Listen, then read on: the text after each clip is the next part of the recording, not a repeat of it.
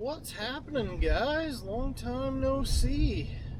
Today is January 9th. It's a Monday. I think the last time I had the camera was like 23rd of December.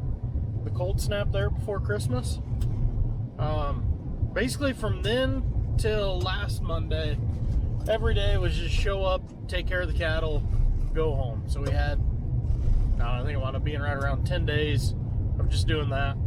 Finally got back to work last week, which it's amazing how just 10 days you get into a routine. Last week just drug on and on. It was miserable. But here we go, another week. Let's go see what we got going today. First up, obviously, is cattle. But from there, who the hell knows? Big Tuna and Pinchy are in the feed trucks. Kenny's in the loader, so in a pickup driving around just looking for problems and looking for sick cattle. This pen of cattle is actually Bart and I's. We do a couple pens a year. It allows the farm to kind of get a true reading on our numbers, because we buy in such small lots normally that everything gets blended and sorted and sorted and sorted to where you never keep track of what calf was bought when, sold when, you know, how our rate of gain is going, stuff like that. But when Bart and I run a pen of cattle, they don't get sorted because obviously they can't get mixed with the farms. So we have a pen of cattle that the farm gets all the numbers, okay? We're keeping them on average X amount of days. They're gaining X amount of weight per day. Here's our cost of gain. It allows the farm to get a really good snapshot of everything. It allows Bart and I to get a little more invested in the overall operation instead of just on the farm. So it's kind of a win-win there. As far as the rest of the cattle herd, it's actually been a little slow. Leading up to the cold spell, I think, if I'm remembering right, I can't remember if we bought cattle that week or not, but then last week, the week between Christmas and New Year's, or 2 weeks ago now, the week between Christmas and New Year's, we didn't buy anything. I don't even know if there was auctions, honestly. And then last week we started buying again. So these guys were the last bunch we bought before the cold spell. Those guys were bought between Tuesday and Wednesday's sale. And the next pen over there is what was bought Friday. And there are some calves on there. Holy crap, were they stupid. They weren't like scary dumb or like scary wild. They were scary dumb. They just did not want to come off the trailer. Cameron and I, we started unloading at like 6:30 Friday night. It was 7:30 before we finally got done, just because there was a couple on there that would not come off. Oh, it was aggravating. Unfortunately, you'll just have that sometimes. Sometimes you get a crazy friendly one that just wants to hang out with you and you can't get them to go off trailer. Sometimes you get ones that just, they can watch other cattle walk off the trailer and still act like they have no idea where to get off the trailer. It's weird. But either way, we'll keep driving around, see if we got any problems here before moving on to the next project. The cattle are looking good. Aaron and Maddie are going to do some sorting, get some groups put together. Cameron here and Hector's already back there, loading silage to haul to a neighbor that's short. Been hauling a couple loads at a time to him. Bart, Glenn, Blanca are all in the shop messing with some different stuff. But right now I gotta run to town. I gotta go see if I can pass my CDL physical. Not worried about anything other than blood pressure. Who would have thought blood pressure? I'm peak physical form here. Holy shnikes, guys, I actually passed. Took a miracle, but you know, pass is a pass. I'll take it. I'm gonna head back to the shop now and see where I need help with what. Yeah, I'm just still kind of in disbelief that I actually passed. I was pretty nervous, which going into a test for blood pressure and being nervous does not exactly help your blood pressure. What are you doing? Okay, so as you can see, Chopper's still in here.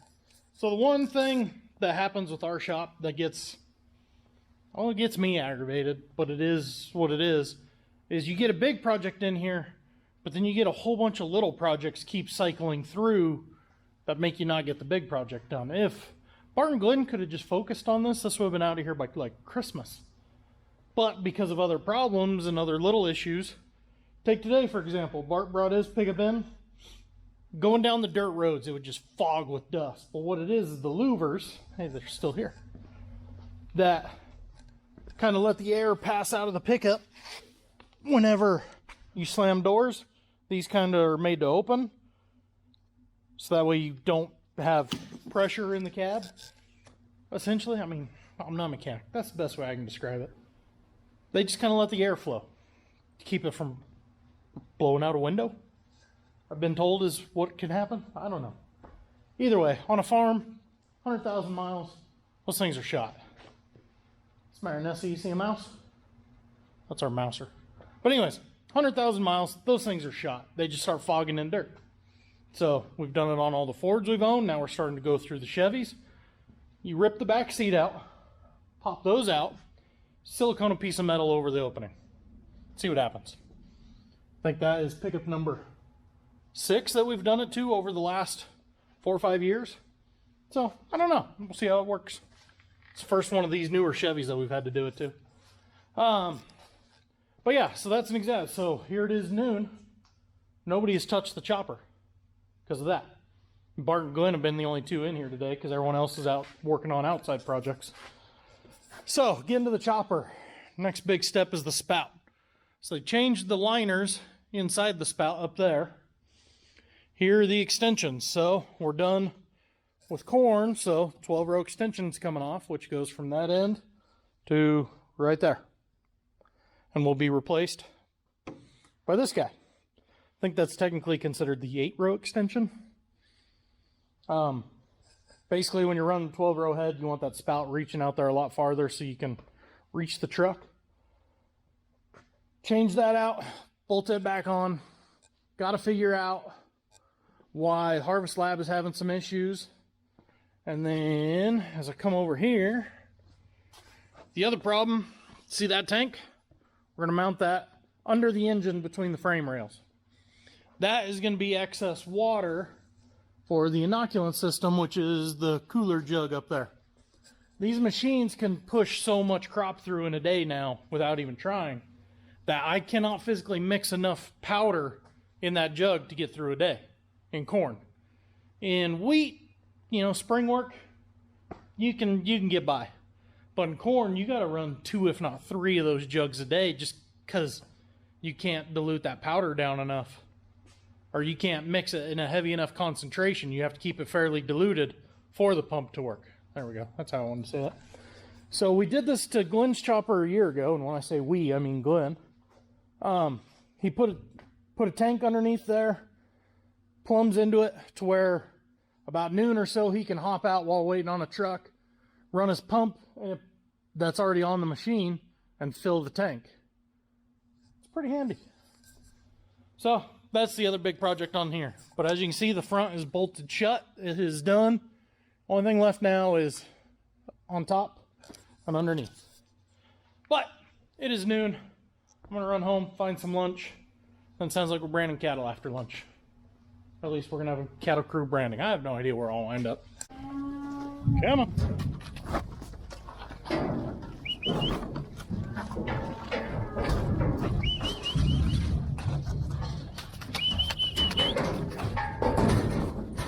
Come on.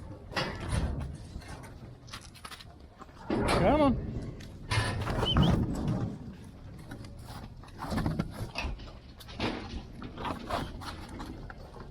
That's probably good.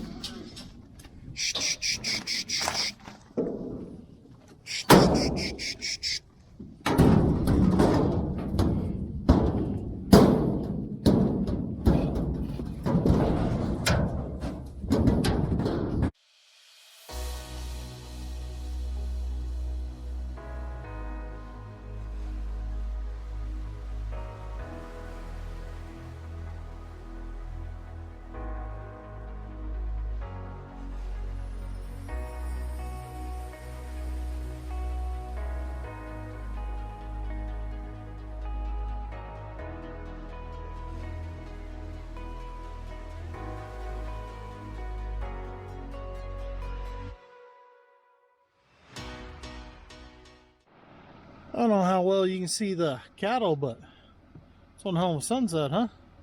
If I tip, does it change? Not really. But yeah, right at 90 head here. Took just shy of 2 hours, which, given the amount of bulls in there, that's pretty decent time. Maybe it's closer to an hour and a half than 2. So we got along pretty well with them. Handful of issues like there is every time. But I mean, that's kind of what we've been up to lately, guys. A lot of shop work, a lot of cattle stuff, a lot of odd jobs. Talk to you later.